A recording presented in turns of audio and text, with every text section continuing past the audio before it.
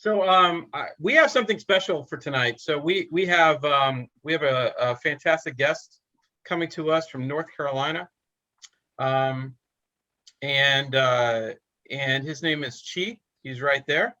He's always fashionable. He's got forget about art in his hat. Look at Chi and his rap, right? He's got it going on. So art's just overrated now, right? To me, Chi is tops when it comes to headwear.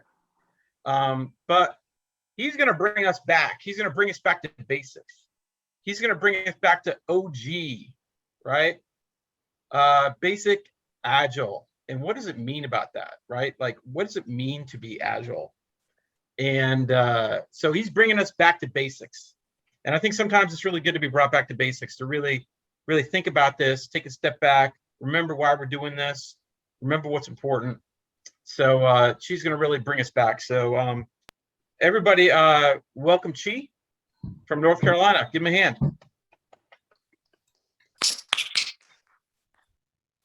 It's good to know your friends. He was here and I got killed and he didn't say a word.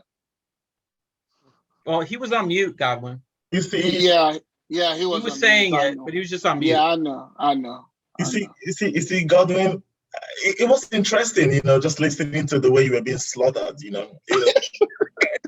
It sounded nice to me, but I did want to say thank you so much. Thank you so much, Godwin, Leon, Coach Leon. Thank you so much. I've known Coach for Leon for quite a minute now, going on 2 years, maybe 3 now, and fantastic coach, Scrum Master relationship. So yeah, and I'm really excited to be here. I can see a lot of my folks here, folks I've kind of worked with or been in spaces together. So thank you so much. Thank you for the support, and really, really, really, what we're going to do today, kind of alluding to what Coach Leon said, is we want to think about, when we think about agility, it's so nice, it's so easy to think about it from the wealth of our experience and what we have going on, and the organizations we have dealt with, some of the transformations and those coaching engagements that we're all being through. But sometimes we want to take a step back and think about it from non-software companies and think about it from individuals who don't know what agility is all about. So what I'm seeking to do now is to kickstart those kind of conversations of what does agility really mean to people who don't know. So when you think about your engagement, some of us are, transformation leads. Some of us are coaching assignments in organizations that really don't know anything about it. They are not just only transforming or transitioning, they are also very much new to anything agility. So when you think about how do you kickstart those kind of conversations and how do you get to start those kind of conversations, what are those things that you need to, frameworks or things that you need to put in place to kickstart those conversations? And those are some of the things we're going to look about now.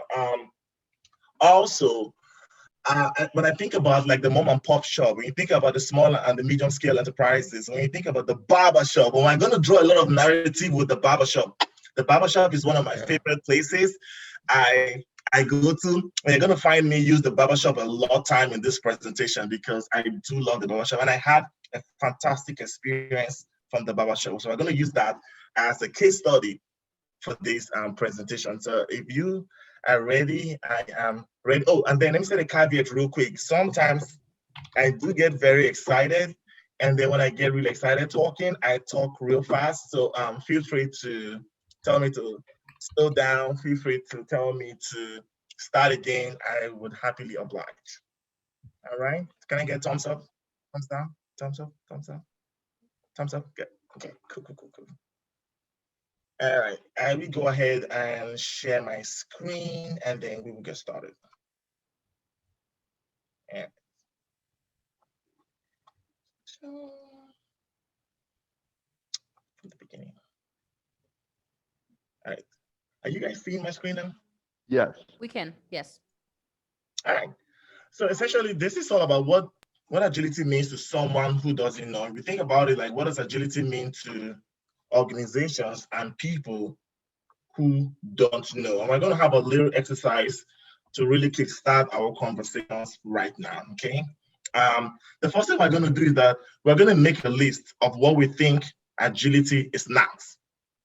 a game. It's a list of what we think agility is not. And to do that, I'm going to share a link now to the chat box.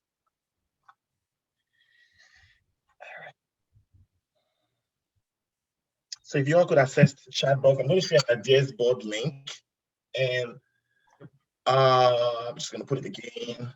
And then we're going to look at the first column, which is more about what agility is not. So if you don't mind, go ahead and put in the chat what you think agility is not. So if you hit the little plus sign, when you open up the link and hit the little plus sign on the first column, which is what agility is not, we want to kind of start thinking about what is agility, based on your experience and based on some of the conversations you have had, what do you think agility is not?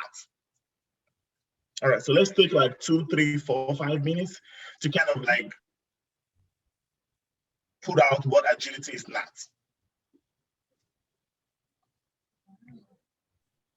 We're already starting to get stickies up.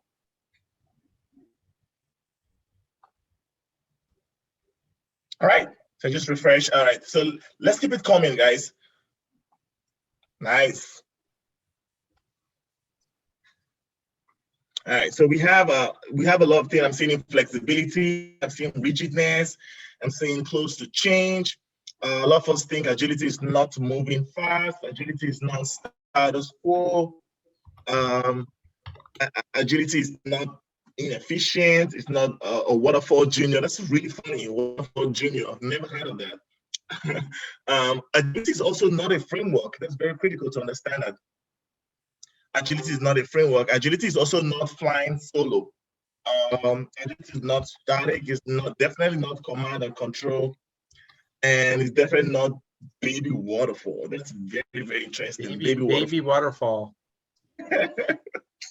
So, we do have very interesting conversations going on there. We'll take a second to kind of just talk about, really, you guys are all right. Yeah, bureaucracy and plan details. This certainly are not what agility is, right? All right. The next thing we're going to do is to use the second column, and now let's kind of write what agility is. Yeah, what do you think agility is all about? Now we've kind of had an idea, or a sense of idea of what agility is not. We want to kind of think about what agility is. And we'll take like 2, 3 minutes to kind of just put down our thoughts, and then we'll have a conversation around it. This time around, we're going to have the conversation a little bit different. So we're going to have people just come off mute to just share what they think agility is all about. Ability to, can you guys hear me? Yes. Yes. Oh, yeah. Ability to think fast, move quickly and easy, and get things done easily. Yes. Let's see. Thank you. Bless you. That's you.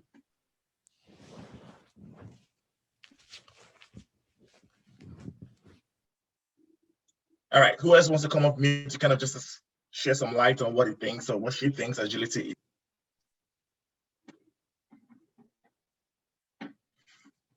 I'm seeing collaboration, flexible, ability to move quickly, nimble, transparency. It's a mindset, trading wishes for data. Respond to things faster. Yeah. I like that. I'll share with you that I'm the one who put trading wishes for data, Chi. Yeah. Because I've actually heard 2 of the Agile Manifesto creators actually use that same phrase, interestingly enough, and they said it at different times in, at different places. So I started thinking about that, in that a lot of times we start to do work and our stakeholders, they have wishes for things, but Agile is trying to get people to think that, you know what, we can start with a plan, but we want to use data to help guide our decision making. In other words, we don't want to use hopes and wishes to make our plans come true. I love that. I like that. And then when we think about what we have there, when we kind of look at I see some of us are putting it in the chat as well. When we kind of look at the differences and what we have put out between what agility is not and what agility is, kind of what our head is thinking about, what I'm hearing now, what I'm seeing now is that agility is not about the codes, developers code, right? Agility is not about, oh, they're doing this data extraction. Agility is not about, oh, they're doing this data branching or this data manipulation or this data cleaning or we're plugging in this code. Agility is not about those codes developers are doing. And that just lends credence to the fact that agility can actually be used outside of a software development company and outside the software development at all, right? So we're seeing less friction. Thank you so much, Marcelo. Breaking status quo, self-realization, delegation to source, and that's powerful, delegation to source. The growth mindset. There's a buzzword about having the growth mindset with agile teams now, because a lot of time we get hung up with the status quo and just kind of doing certain kind of work. We need to break out into a lot of process improvement kind of efforts and initiatives for us to have the growth mindset as agile teams. So that's powerful, the growth mindset. Your title means nothing. That's for real. That's agility, you know. When we think about the title, a lot of organizations are trying to flatten the organizational structure now, and that kind of improves the way organizations deliver more, because everyone is not hung up on, this is my title, I'm a senior data engineer and I can't do this kind of work, or oh, this is my own title and I can't do. We want to create real cross-functionality. Cross-functionality now is almost a mirage. It's almost something that organizations are trying to reach, but they're never able to reach it. And that's because sometimes the organizational structure and just the title that we have in an organization does not support cross-functionality. Data engineer is going to be doing something from a data scientist. A data scientist is probably doing something from anyone else. So, so that's definitely something to look at. Your title means nothing. All right, it's another funny one. We have the excuse for doing things the old way, using the new word. So, before I started on my new engagement where I met Coach Leon, I used to work for a financial industry. I worked for Fidelity Investment some years back anyways.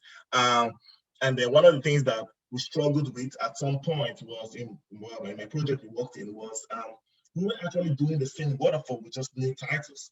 We were doing the same process, but we just had a different name. So there was really nothing that changed in our process. We were still doing requirements as a story, and then have design and build as a separate story, and then have the whole phases of the software development lifecycle. Those were very much independent phases. Instead of actually finding how we can bring them all together and actually run them out, vertical slice the story into one story. We're actually working in silos. So that's certainly something to keep an eye on. So I'm really going to go back, and thank you so much. I'm going to go back to my presentation now, so I can kind of walk us through. So this kind of helps us with, now we have an idea of what agility is not, and we've kind of created a kind of dotted line relationship of what agility is. We're going to go around through this presentation, and we're going to begin to open our minds and our soul and our body to kind of reflect on how can we communicate this agility to people and persons and organizations who really don't know about agility. And take it from me, from someone who didn't know about agility when I started Agile, it's hard explaining how to work in a certain different way from people who don't have that understanding.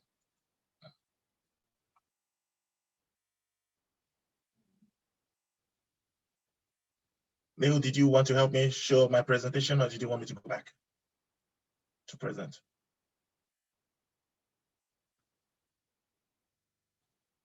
All right, you can stop sharing and then go back to your deck. Okay.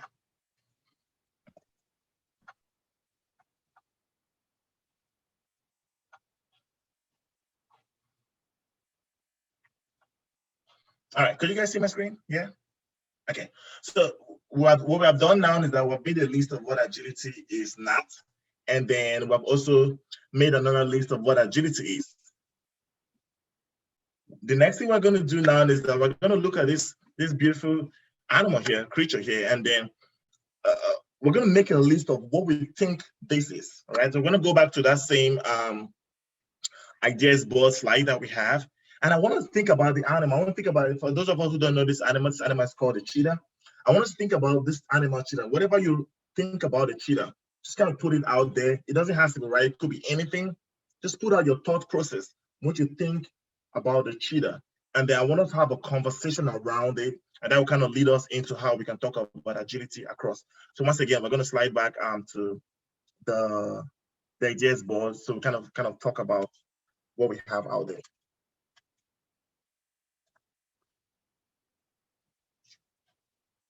All right, can we still see my board? Yeah, thank you so much, yeah. Let's if you want to go back to the idea boards, go ahead and stop sharing, and there you go. Yep. So do I put Marcelo's name now? Do I put Marcelo on the top? I mean, you could, I guess. All right. Yep. Immediate. Yep. Yeah, and it's a little error there. Is what we think of the cheetah. I know I wrote who we think of the cheetah, but yep. All right. So we have smart and works in teams. We have fast, and seen fast a couple of times. Well, I see Marcelo. Patience, laser focused. The cheetah, as seniors, Seniors, yeah. Okay. In Africa and Central Iran, is mindful, is quickly turn and change direction. So yeah, okay, let's keep it coming for like a minute more as we kind of look through what the cheetah is all about, and then as we begin to make as we're going to draw this narrative now, it's all going to begin to come together. So I do have in my notes here that the cheetah is the fastest animal, right? It is the fastest animal, but cheetah is not just only the fastest animal, ladies and gentlemen. The cheetah is not only the fastest. It doesn't only rely on its prey, on its speed rather, to feast on its prey. The cheetah is also able to be responsive. The cheetah also has the very highest response rate out of the block. So the cheetah? So the cheetah is also known more for its maneuverability and acceleration. So the acceleration is very critical for the cheetah, but the way it's also able to maneuver along curves and bend is also very critical. And when you think about agility, ladies and gentlemen, you think about there's a lot of time that we have, and that's why we have so much inspect and adapt process, that we also want to reflect back on, hey, what are we doing right now? And what are we doing right? We want to be able to shift and adapt. We want to be able to make changes as frequent as possible. As frequent as possible. So when we start to have the conversation of what agility is, and when you think about someone who doesn't know about agility, we're telling them that, hey, we want to be able to be fast. We want to be able to be Marcelo, right? We want to be able to be mindful, right? We want to be able to be deadly. We want to be fierce, be nimble. We want to be all these things, but we also want to be flexible in such a way that we also want to be flexible in such a way that we're really, really responding to the emerging, changing needs of our business partners and our stakeholders and everyone that we're dealing with. Those are the conversations we have when we try to drive agility among people who don't know. All right. So I say responsive, but yep, short balls followed by recovery. Those exactly are some of the characteristics of the cheetah, right? So let's take a second to kind of digest this a little bit, because it's so easy to think about agility when you already have knowledge about it. But when you think about having that conversation, when you're when you're trying to set up trainings, or you're trying to talk to people who don't know about agility, those are some of the conversations you want to have with them. I'm just trying to make sure that we get our foundations right. Don't kind of remember some of those things that we might have lost touch of, just kind of remind us of this is how to kickstart the conversation of agility. Because a lot of time I've seen coaches and transformation leads try to talk about agility, and they're already running to delivery. They're already running to user stories, how to write good user stories. And the mom and pop shop is not going to write any user story. The barber shop, which we're going to talk about very, very, very shortly now, they're not going to do that. But we're going to look at how we can actually relate agility to all those small businesses, especially when the focus now is about those kind of small and medium scale enterprise businesses.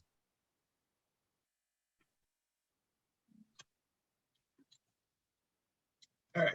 So I'm just going to go back to our slide as we continue the conversation about it. And this is promising. This is not going to take so much time.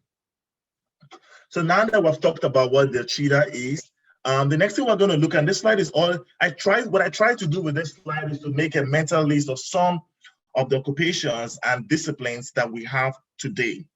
And if you take a look at those, I try to stay away from popular IT development and data fields and all that. We're looking at real estate, we're looking at assemblers, the tool operators, baking, fishers, crafting, furniture design, legal, hairdressing. These are some of the fields that when I think about how can we apply agility to those people. And when you think of the baker in the bakery, they don't know what the user stories look like. If you try to talk about them a vertical slicing of story, you're wasting your time. If you try to talk about DevOps and code, they don't know all those things.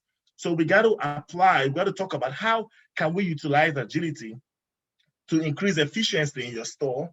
How can we utilize agility to drive production and to drive what you're currently working at? All right. And then we're going to look at some of those now. I'm going to use the illustration of my experience I had at the barber shop to have this conversation. So one of the things I like to talk about is flexibility. So agile shops are flexible, and I'll tell you what. And I've alluded a lot to the barber shop, but let me tell you my experience. So I live in North Carolina. I live in Raleigh, North Carolina, and of course I go to cut my hair at a barber shop that is 10 minutes away from my house. Well, I used to go to a barber shop that was 10 minutes away from my house. Well, in 2019, I happened to go to a city they call Greensboro, and Greensboro from Raleigh is maybe an hour and some change away. So I was there for something else, for like a family engagement, and then I happened to stop by at a barber shop to have my hair cut. And then when I went there, the barber, I had a conversation with the guy there at the salon, and he told me, he said, I've not been getting enough clients into my store for some reason, and he didn't know the reason why. So one of the things I asked him was, hey, what are your hours? What time do you open? What time do you open your barbershop to receive? And he said he opens at 10 to 4. And I said, why? He said, I cannot get out of bed early. I'm not a morning person. And then I like to close early because I want to be back home early too. I said, oh, okay. But do you realize that a lot of people want to come to the barber shop by after 4 when they get off work, and they want to stay maybe to like 9 or 10? That makes sense for you to go and have my hair cut. I'm not going to leave my job and go to have my hair cut during my work hours. And then he said, oh, I didn't think about it. Well, I thought about it, but I felt that this is my own hours and this is the hours I want. I said, hey, you got to be flexible. You have to be flexible to get the customers you want. The profit you're looking for, the efficiency and the effectiveness that you're looking for, you have to be flexible. If you've tried something a couple of times, you might want to adapt, to change the way you're operating and try something different to get the results that you're looking for. All right? They say 20 children don't play for 20 years. There's always something that changes. Why 20 children will not eventually end up playing for 20 years. So that's exactly what we did. He changed his hours. And what we found out that he was started getting new customers. He was able to get new customers for opening up by 8 o'clock in the morning and then staying until like 7 or 8 at least. He kind of managing the period, even closing off the work in the afternoon period when people there's really no one there, and then opening up and staying longer in time. That's the power of flexibility. And those are some of the conversations that we want to have. When you deal with your stakeholders, when you deal with your business partners, when you deal with the mom and pop shop and the people that have vested interest in what you're trying to do, you always want to have the conversation of, hey, what are you doing today versus what can you do tomorrow to get the result that you're looking for tomorrow? In the IT data world, we call it like roadmap. What are some of that roadmap? What about 6 months roadmap, 1 year roadmap, 5 years roadmap? Because the business partners and the leadership team and executive leadership team, they have a plan. They have a vision of where they want to be in the next 5 years, the profit they want to earn in the next 7 years, the efficiencies they're looking for, and the values they're looking for in the next couple of years. And that's what translates down into initiatives and epics and features and everything that we run along and work. That's exactly the same conversation that we want to have with those people who don't know about agility. How can you be flexible? How can we begin to talk of what can we do differently to achieve what we're looking for today? And those are kind of the conversations we want to have with people who don't know anything about agility. And mind you, I'm not monitoring the chat because I don't have my other monitor here, just saying it out there. Yeah, so what are those things that we can kind of want to do very, very, very differently from every, we'll talk about flexibility. When I look at this picture, I see how flexible it is. I certainly can't be as flexible as this lady. So that's how we want our businesses to be. That's how the barber shop became flexible, and that just jumped and skyrocketed the profits and the efficiencies the barber was looking for. So flexibility is all about how can we adapt? How can we change our modus operandi and our cycle of work and the way we're set out, the status quo? We got a comment about the status quo earlier on. So how can we change our status quo to reflect new results that we're looking for? And you think about your data teams, some of the things that we do is frequent engagements with the business, sometimes from the project space, they have statutory steering committee meeting or stakeholders requirement engagement meetings that have statutory times that they meet, maybe not very frequently. And then there's a lot of changes that's happened to the process before they meet. And before they get to meet, a lot of things has happened and then they lose sight of what is going on. What we're talking about is how can we create that frequent engagement? How can we create that interaction between the business and the developer? That's kind of what we try to do also as Scrum Masters, right?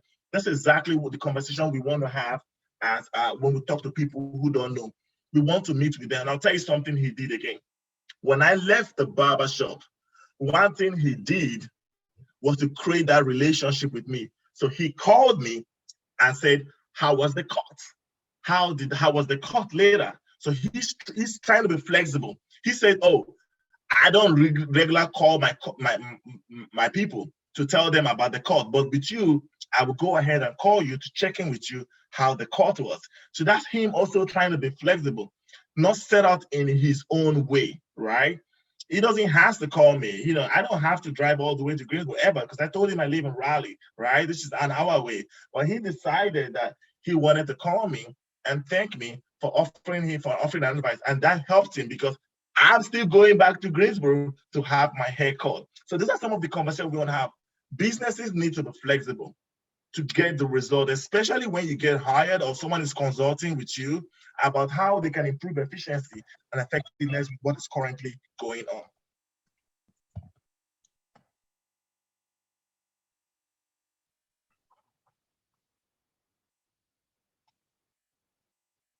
All right. The next thing we'll talk about is getting out of the block and really being intentional.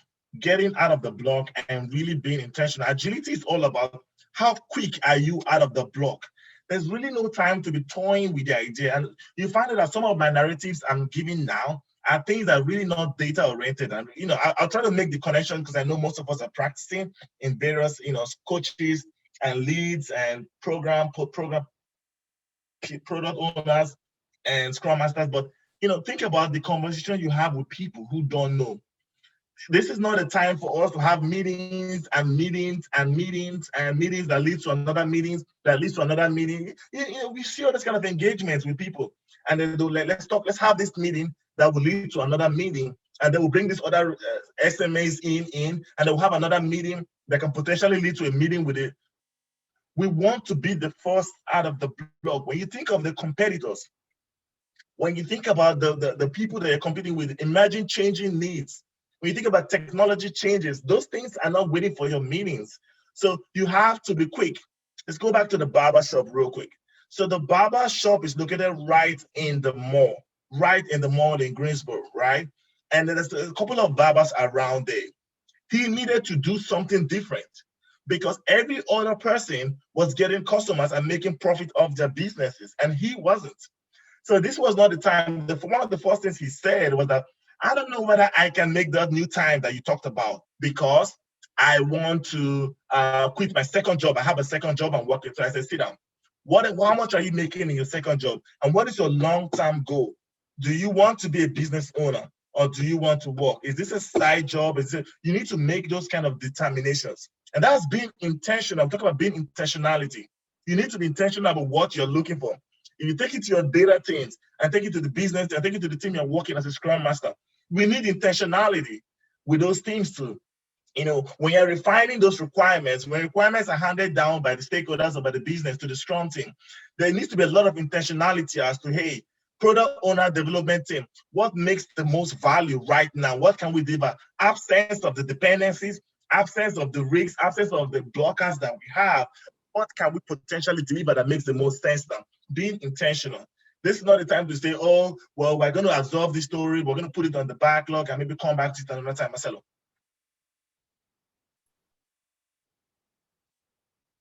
Well, I'm sorry. I was just looking at that, and it just popped in my head that nobody in your last exercise, Chi, mentioned intentionality as being agile, and I just love that because it's 110% correct.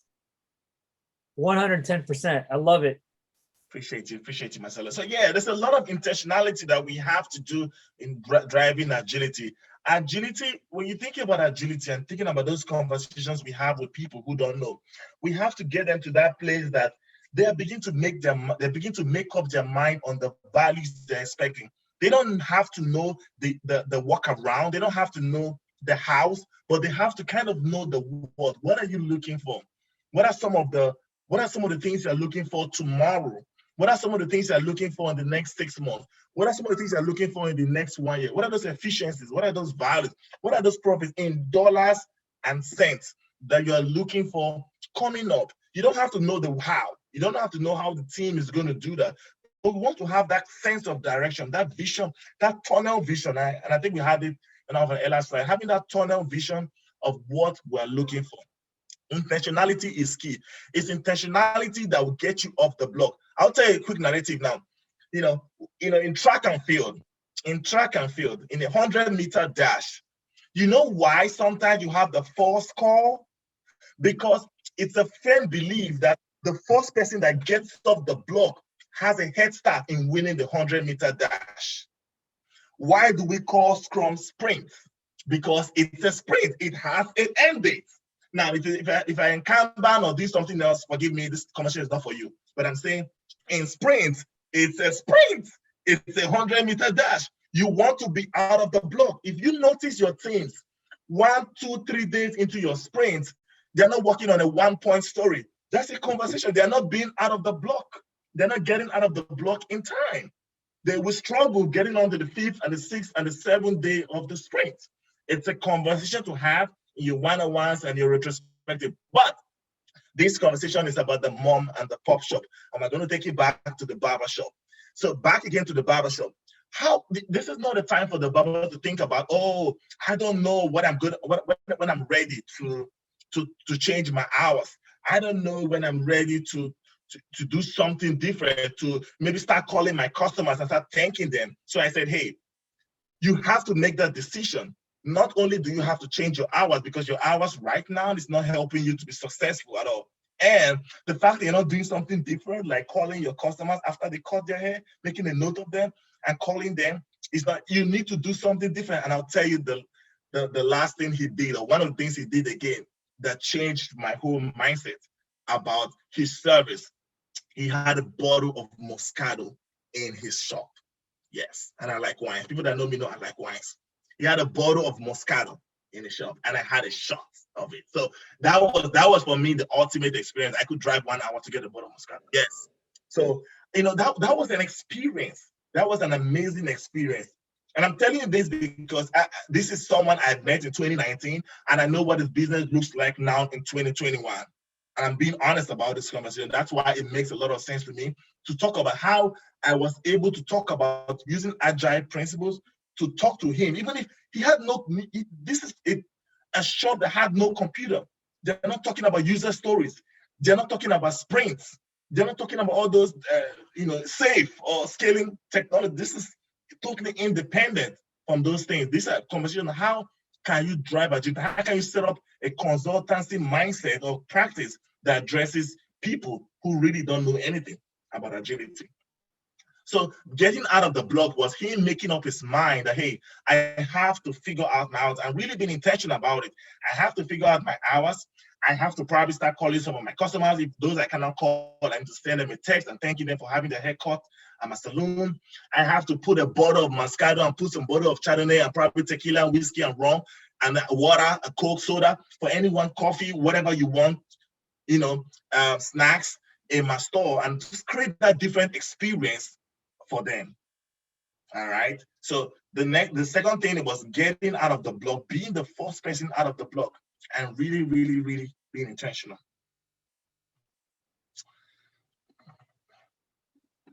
All right. The next thing is customer and client responsiveness. All right. This is very big. We want to make sure that you're eliciting feedback from the people that are your customers, that are your intended partner. And you really cannot elicit that feedback till you have tried as much as possible to have that engagement with the business, with the people that is your clients and the people that you're responsible, having that understanding of what they're looking for. All right. So that's customer and client responsiveness. I'm gonna take it real quick to the barber shop. So one thing the barber does was to ask me. He didn't put a bottle of Moscato in it, so he asked me, "What kind of wine are you interested in? What kind of drink do you do? Do you even drink? What can I put in my store here that will make a difference?" And I said, "Hey, I want Moscato." I'm sure if someone else was there, one of my friends was there, he'd be like, "I want tequila." And my dad like, "I want whiskey." So he had a variety of drinks and coffee and soda and water for anyone that you want. He had a variety. And that's really been, how are you understanding the customer and the client's response? And think about the lawyer shop, think about the electrician, and think about the plumber, and think about the teacher, any field of endeavor.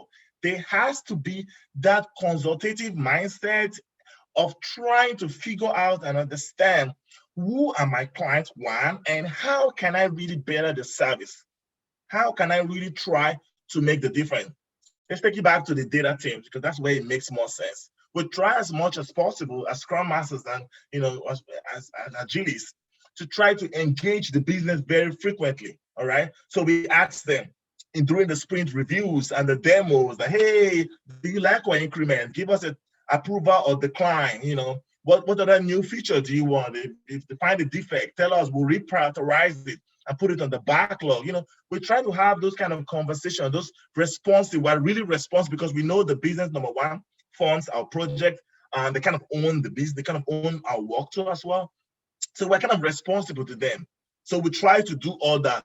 As POs, we try to have that engagement, building that relationship with the business and the stakeholders also, so that they're free to come to us to tell us that, "Hey, this was priority number one before, and this was priority number two before, but we want this priority number two bumped to priority number one, and we want to deprioritize priority number one to priority number two." We want the business to be flexible enough to have that conversation with us. This is kind of what we do with our data teams and our research and our IT-based teams, right? That's exactly what the business needs to look like when you talk about the mom and pop shop and someone who doesn't know anything about agility. They have to find a way of being responsive. Now, they don't have a Scrum Master to tell them what to do, but you, from a consultative mindset, are telling them that, hey, you have to try to understand your customers and what they want. I'll tell you another thing with the barber shop. The first time I went to the barber shop, and I think this is done a lot. First time I went to the barber shop, I don't know whether he did a mental note or he wrote it somewhere, he just remembered up. When I came back the second time, he asked me, "Is this the haircut you want again?" And he accurately painted the picture of the haircut I wanted again. For me, that was customer's responsiveness. He knew that this is what I wanted. And he asked me, "Hey, did you want exactly what you got the last time?" And I said, "Yes, that's exactly what I wanted again." So he was, I thought he was really caring to understand what I had the last time and kind of make an effort to remember what I had. And I know it's not always going to be the same, especially when your clientele jumps up a little bit more. But those are kind of the responsiveness that we're talking about from people who don't know. So agility is about how can we be responsive? How can we put ourselves in a position that everyone trusts us, everyone leans upon our judgment, and they have that feedback loop.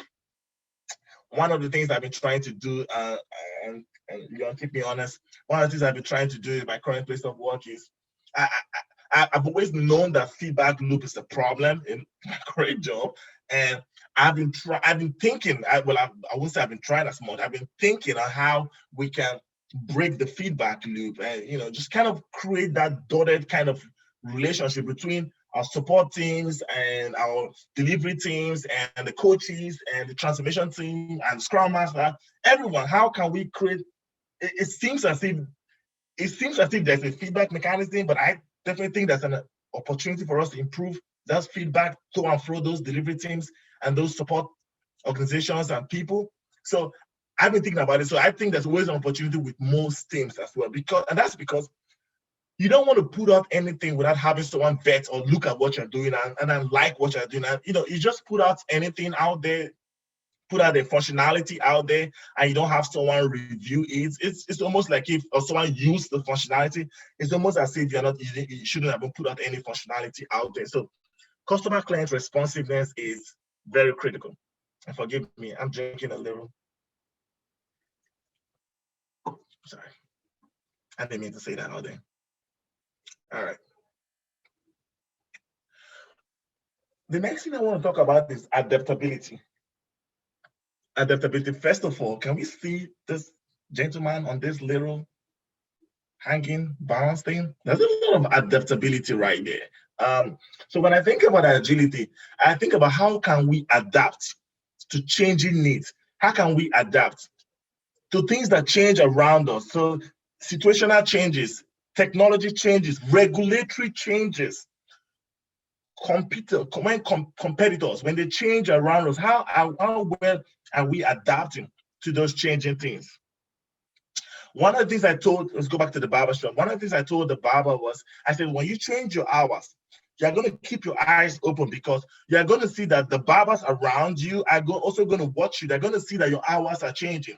So they're also going to want to do something different to compete with you. You have to be able to adapt. So when I say you should start at 8 and maybe stay a little bit longer, you might want to flex that a little bit more. You might have that mindset to know that you will change as well. And that's not 100% going to be like static as well. You have the ability to change. You have the ability to be adaptable to changing needs. But that's also not also from the, you can also look at it from the side of the clients and your customers and the business and the people that you're working with. If they tell you that they want something different, you also want to customize your service. Customization is the word, and it's very key. You must be able to customize your service to suit the needs of your customers. So if tomorrow I came to your store and I said I liked Moscato, and I said, I don't have a flair for Moscato anymore, I want to be drinking rum or whiskey or water now, I don't want to drink again, I want to drink water, you should be able to customize that and be adaptable to those needs and be like, hey, my customer doesn't want Moscato anymore, he wants water now instead of anything, wine or anything. So I think adaptability is key. And if we take it straight to the data teams and some of the teams that we support, we do a lot of adaptability. We have our change scope, our sprint scope, when sprint changes, mid-sprint, and then we have more prioritized work coming. The teams are adaptable. We may have to tweak our capacity a little bit or use the buffer that we have created in our Scrum teams to go on with this new prioritized work, or maybe we have to reprioritize, but that's adaptability. We want to make sure that we're taking value first and what makes the most important sense to our clients and our customers and business partners and stakeholders first. We're placing those as priorities before anything.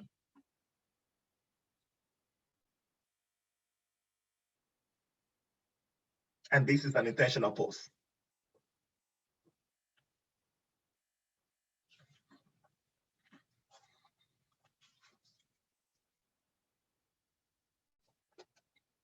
All right, so adaptability is very, very, very, very central and important in talking about agility. While we want flexibility, we also want them to keep an eye on emerging and changing needs that happen around, and therefore them to be receptive to those changing needs and make plans and really put the customer's mind in the front burner and be laser focused on what are the needs, specific needs of our customers, and those businesses and how they can apply those changes to meet those needs. Very, very critical. Adaptability, 100%, very, very critical in driving agility among small businesses and people who don't know. So one of the things we talked about for us was flexibility. We talked about getting out of the block and really, really being intentional. And now we've talked about adaptability. I think we talked a little bit about customer and client responsiveness. And now we've talked about adaptability. All right. This is very dear to me. This is very dear to me. Process improvements are very critical. When we talk about agility, we must talk about process improvement. A lot of time, teams are hung up with ad hoc requests that they don't know, they don't realize that they could get out from the block and really do something new. I struggled with this in early 2019 with one of my teams. Very fantastic team. Set out the demand, the resource, perfectly situated team. But they got stuck up with, they were very excellent, very high performing, but they got stuck up in their ways in such a way they started putting out routine reports and just ad hoc reports. And they kind of lost sight of the bigger picture of what the corporate and the bigger picture vision of that team was. Now they kept on putting out those reports. The managers liked it. It kept meeting the present need for the stakeholders, but they lost sight of the bigger picture. They lost sight of the fact that we had a roadmap. We had something going on that we wanted done, that we wanted achieved. And then if our managers are getting this little reports and they're satisfied because it's providing them some kind of cushion, some kind of comfort for their work, but that's not the overall goal of this thing. It's an opportunity for us to talk about what are some of those process improvements. That brings us the conversation of let's try something new. And the try something new, think about it from a business standpoint. Think about it. Businesses are plagued with recency bias sometimes. They are stuck up in such ways that gives them a little profit that they don't know that if they do something different, they have the ability to make even more profit. And what I'm saying that might not make sense because your organization is so large, you don't know what, it's hard to place where the profit is.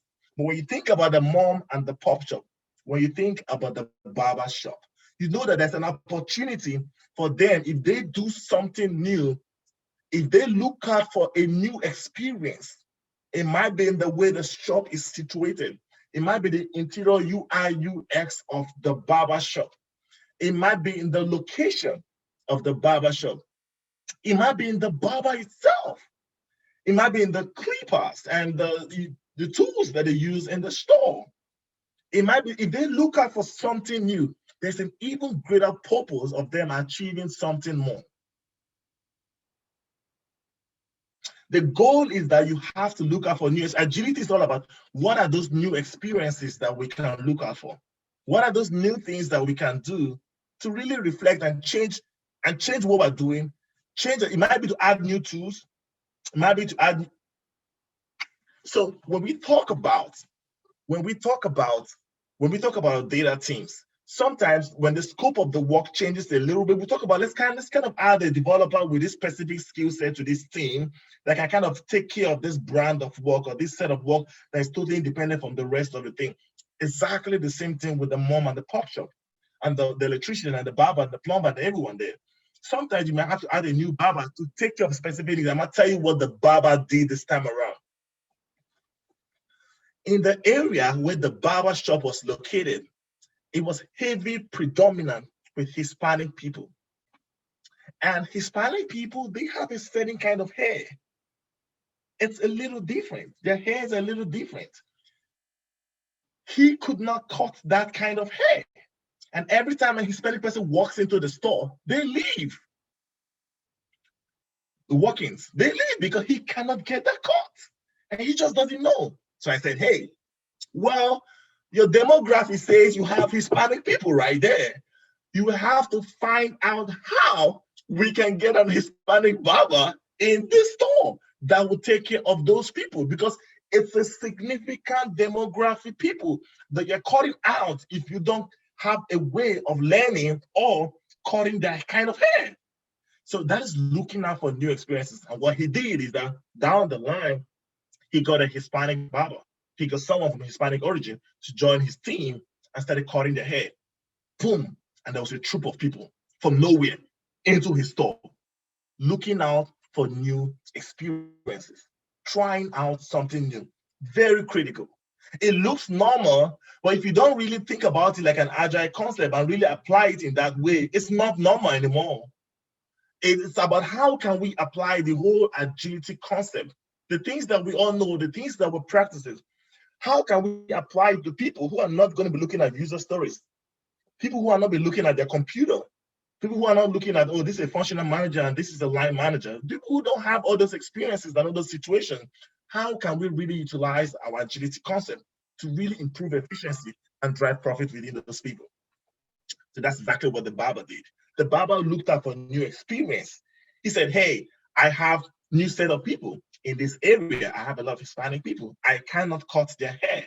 I might look, and every time they walk into my store, they leave. They come into my store, they leave. They come into my store, they leave. I have to find someone who can cater for those kind of needs. And that's exactly what the barber did by trying out something new. And he hired an Hispanic barber, and boom, it's part of the things that helped him grow. So look out for new experiences, trying out something new. Kind of like tilting towards the very end of this presentation. The next thing is how thrive on complex problems and challenges. Just looking at this picture now, this is an awful amount of strength that this gentleman needs to really be able to shove that rock off the cliff. But it's something he's doing because for some reason he thrives on really moving that rock across the cliff. This is kind of the mindset that we want our small businesses to have. We want them to thrive on the problem and the challenges that they will presently face. Agility is not the absence of problems. As a matter of fact, Scrum is there to solve complex business problems. So that your team, your data team, or I have Scrum Masters call me all the time, from my group, and then we have fantastic conversations a lot. And then they told me about the challenges that the teams are facing, and I told them, hey, one of the first things you need to realize that you've been hired as a Scrum Master, you've been hired as any delivery role, any role that you have in your organization, is because there's a problem. If there's no problem, they don't have a need for you. It's because there's a problem. So you're going to help the team uncover ways they can actually thrive on solving those complex problems and challenges. And one of the first things they have to do is kind of embrace those challenges. And it sounds cliche, but it's real. They have to embrace it. You don't run away from a problem. You actually face the problem. If you run away from a problem, you're not solving the problem. The problem is static. It's not going away. It's right there. And you're running away. You actually face the problem and figure out how you can solve the problem. Let's go back to the barber shop. One of the things we did, one of his problems was that, hey, he's not making money, right? And his business is about to be closed. So I said, one of the things you have to do is to heads on, attack the problem right now. You have to figure out how this problem that you're facing right now and all the challenges that you have enumerated for me, how can we face it heads on? And how can we craft out a workable solution that kind of helps us address this complex problem? And if you think about your data teams, when we face challenges, when we face problems with our teams, one of the things the Scrum Master does is to help clear those problems, right? And one of the things we try to do as Scrum Master is to kind of utilize the team to help clear their own problem, because we are not problem solvers. We actually leverage on the people to actually solve their problems themselves. But one of the things we try to do is that we kind of help them understand that this is a problem, access issue. I don't have understanding of this work, a new scope of work. I don't know this requirement. I don't have the ability to do this work. I'm blocked by other work. This dependency is there. It could be any problem. One of the things we try to do is to help them self-manage a problem. Hey, who can get this work done? Who can you partner with? What new tool can we put in place for you? What kind of relationship can we build with this existing person to have that relationship to manage those dependencies more? We kind of work with them around it. That's the kind of mindset you need to have also with the mom and the pop shop and the little small and medium scale enterprise and people who don't know about agility, they have to understand that they don't have to run away from the problem. They have to face the problem.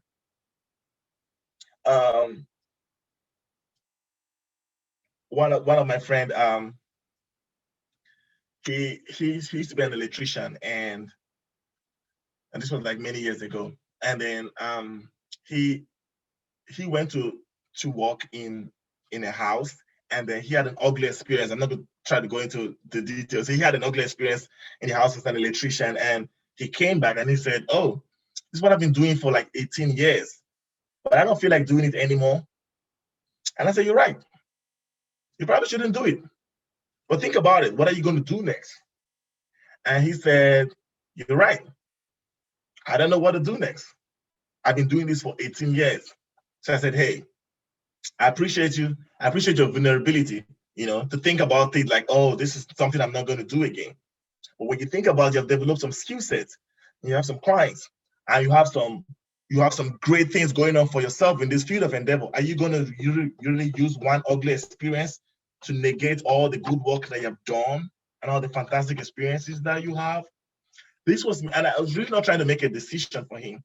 I was just helping him see reasons, because sometimes you get clouded with an ugly experience that you forget the good experiences that you have had before. So I said, hey, just put it into perspective for you. You ultimately have the decision to make you ultimately make the final decision. But think about all the good experiences you have. And if you think honestly that this one ugly experience, it far outweighs all the good experience you have, by all means, yeah, you could do something else. And I think you do greater than anything else you want to do. But then just know that problems always exist everywhere. And then you've had a great run. If that having an ugly experience and you have this one experience, just think about it and then make a decision. He came back after a couple of periods and said, oh, yeah, I should realize that one problem doesn't really determine a lot of the good things I've had before, and I'm gonna forge ahead with this career. Just thinking about it, and we think about our agile teams, when they face one challenge with requirements gathering, or they face one challenge with a micromanaging leader or with a micromanaging director, that's not enough for them to fold the shop of the project and say, let's just go back to waterfall, or let's just abandon this project. One of the things they're trying to do is to kind of uncover and try to find out, unbundle the whole problem. Say, hey, how can we unbundle this problem? How can we isolate the root cause analysis of this problem? How can we kind of solve it individually, or how can we solve it pairing, join with other people? Just how can we craft out a solution to solve the problem rather than closing the ship of the project or the store? So agility is all about thriving on that problem, because a lot of times people think that as soon as agility walks into the doors, all the problems walk away from the door. That's really not the reality on ground. As a matter of fact, agility doesn't solve the problems yet. The agility itself would not solve problems. It would help in solving your problem, but it's not a guarantee that an agility moving into your organization is going to solve the problem of the organization. A lot of organizations have transformed and went bankrupt. So they need to probably pull up the data. Organizations who transformed into agile and they folded up to small organizations who folded up to. So agility is not necessarily going to solve your problem, but a well worked out agility process can actually kickstart the process of you solving problems that exist in organizations. So when you think about people who don't know about agile, we need to always tell them that they have to thrive on this problem as they arise. If they have people opening up stores near them as small and medium scale enterprises, or mom and pop shop, or the barber shop, as in this case study, they have to thrive on it, because that's exactly what happened. And the barber shop had another store open up his store right in the mall again. So they became like 4 people. And then he called me and said, oh, I was dealing with 3 people, and now we have like another store opening up right by me again. So we're going to be 4 out there. And I said, hey, embrace it. Embrace it. What are you going to do? Go walk up to them and tell them to close the shop? Or are you going to move away? Embrace it. You can look out for new experiences, because that's part of agility. Or you can embrace it. You could thrive on it. You could say, hey, I could do better and better, more than all my competitors. I could put up perfect workable solutions and services that caters for my businesses and caters for my customers more than the rest of my competitors.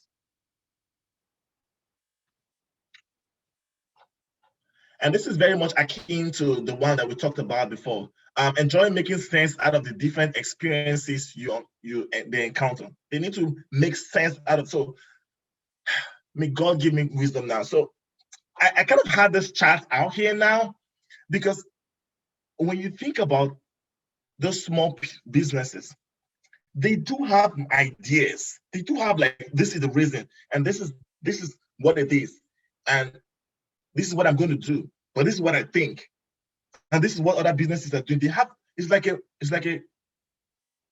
the ideas are playing Marco Polo, Monopoly or whatever, something with themselves. It's just a lot of thoughts going on.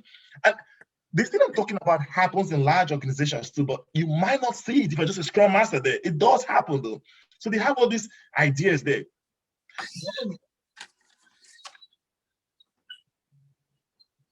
One of the things we like to do is kind of isolate what are your thoughts and your feelings.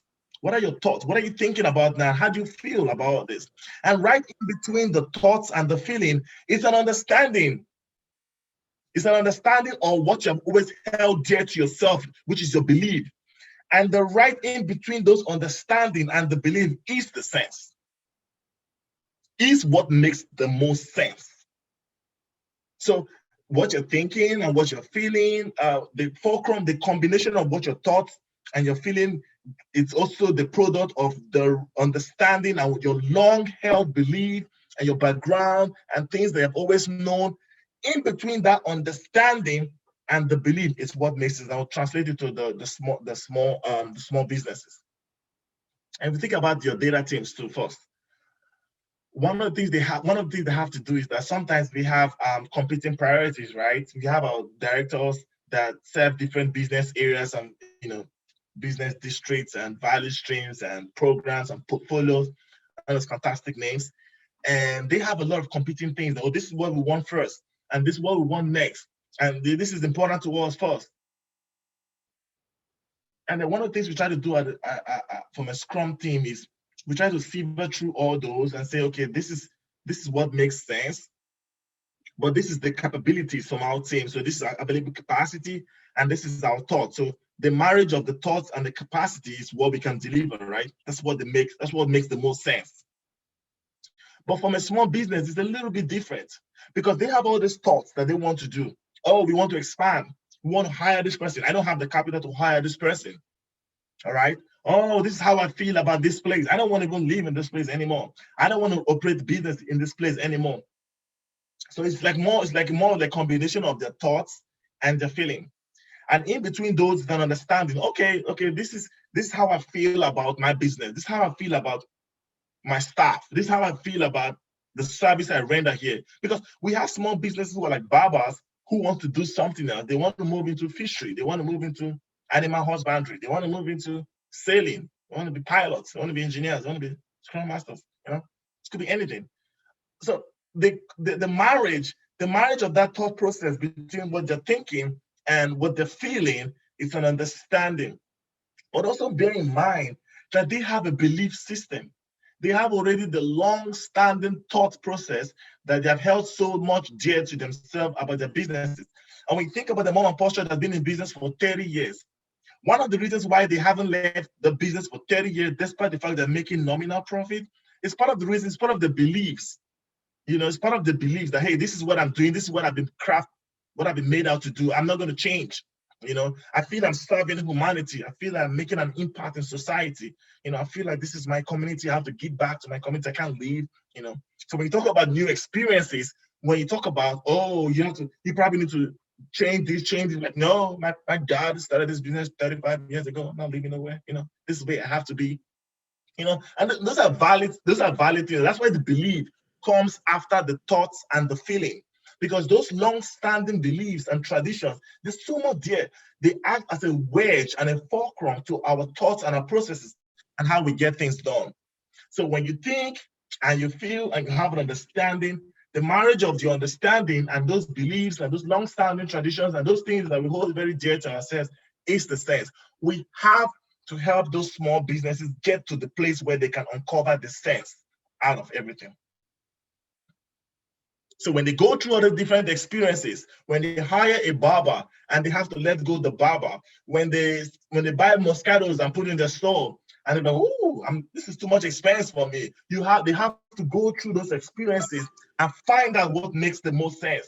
And I'm saying this to mean that putting out drinks in the barber store tomorrow at the next barber store near you is not going to, there's no one-on-one relationship with profits being increasing tomorrow. That's why they have to go through the different experiences to find out what makes the most sense for them. I hope I'm making sense.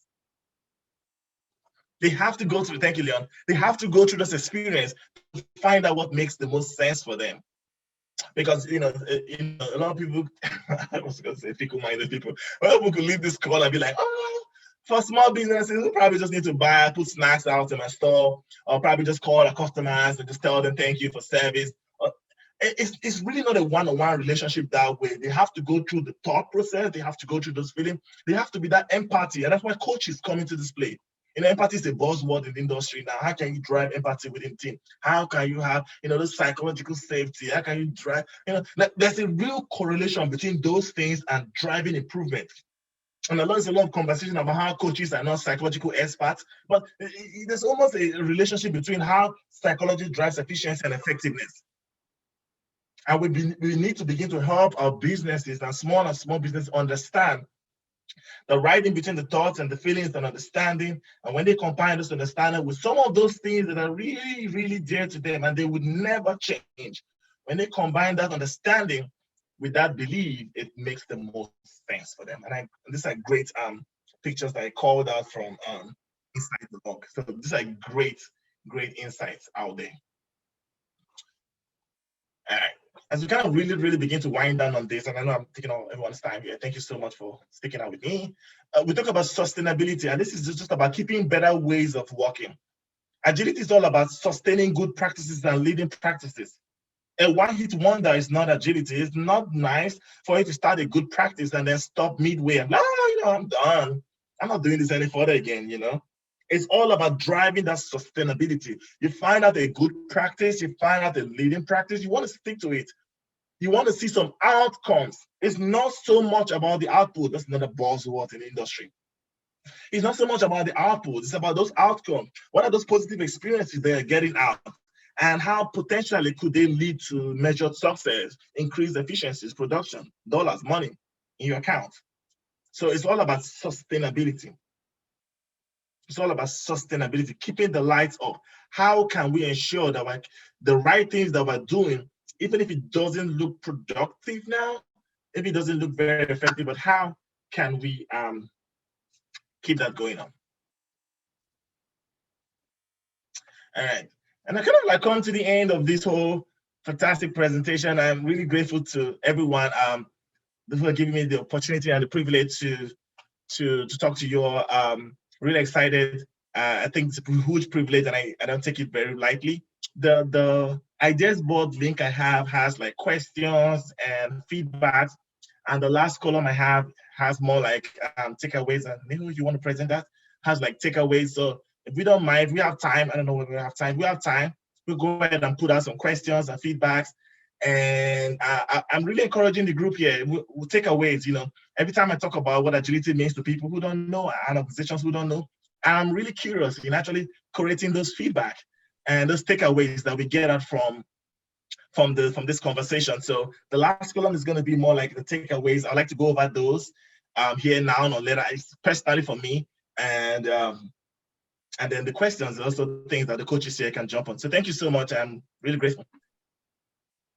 Yep, and we got about 10 minutes for Q&A, so you can either ask Chi directly or put something in chat, and Chi, I'll monitor the chat and the ideas board.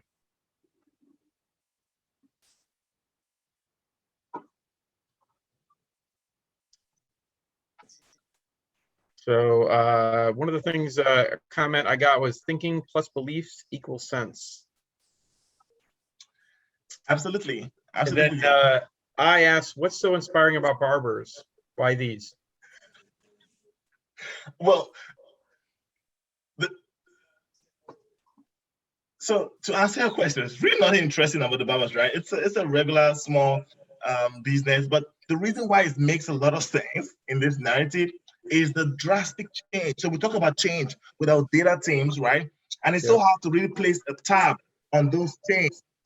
But with the small enterprises, it's super easy to be able to see those drastic changes and really how they can drive their business from point A to point B and raise their money from $100, for example, to like $10,000. It's so easy to relate how a little change, a little agility-driven change can result in so much money for a small organization. Mm-hmm. So I'd like to add to that. So my dad was a barber, owned a barber shop, and he was in an expensive part of town. And so the people, his customers that came in, you know, you always thought, I'm just a barber, right? But his customers were lawyers, doctors, financial advisors, all these things, right? Who gave him conversations, talked to him, like kind of like you're talking about, right? So my dad's not only a barber, he owns houses, rents them out, he owns in the stock market, all these things from what he learned just being a barber. The barbershop example I thought was pretty interesting because it showed the parallel thinking between someone who is not in IT and someone who is in IT struggling through the same thought processes that you find in IT. So I thought using the barber example to draw the parallel, I thought was brilliant. Yep, it was definitely a cut above. Unintended, right, Leo?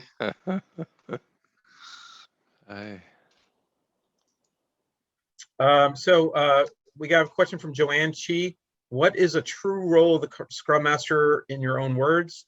A lot of enterprises expect Scrum Masters to behave like a PM. Sorry, I'm struggling to get off mute. The true role of the Scrum Master in my own words. So when I think about the Scrum Master, I think about the 8 stances. I think about the 8 stances that Scrum Masters play. Being a coach, being a mentor, being an impediment remover, a horizontal manager, a change agent, which is one of those roles that a lot of Scrum Masters do not play. You know, find that role very. I think change agents cause change, and if we get to an organization and we're so mindful of not causing change, then we're not playing our roles very effectively. So to answer the question, I think when you think about the 8 stances of a Scrum Master, if you leave out those roles, if you embody those roles very effectively, it doesn't matter your title. I think you are really, really helping that team. You know, you're really helping them, driving them towards delivery, supporting them. You're clearing the blockers away. You're really, really being there for the team. You know, a lot of time it's almost as if the way Scrum Masters are set out in an organization, they're set out to fail because they're set out so much kind of independent of the delivery team in such a way that they are really not part of the team. They're like they're in the team, but they're not there in the team. So the onus lies on us, honestly, to be honest, the onus lies on us to really, really live out our full responsibilities. And I talk about that in my COP meeting a lot. We need to live out our full responsibilities of really, really embodying out those 8 stances and really living them out to the fullest. Yep. Any other questions for Chi? Questions for Chi?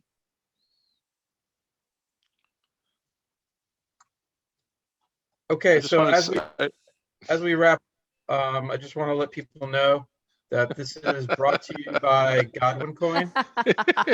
Okay. So you can go see godwincoin.com. Yeah. You yourself can buy Godwin Coin. Yep. Sponsored by. Buy it before Elon makes it blow up, kids.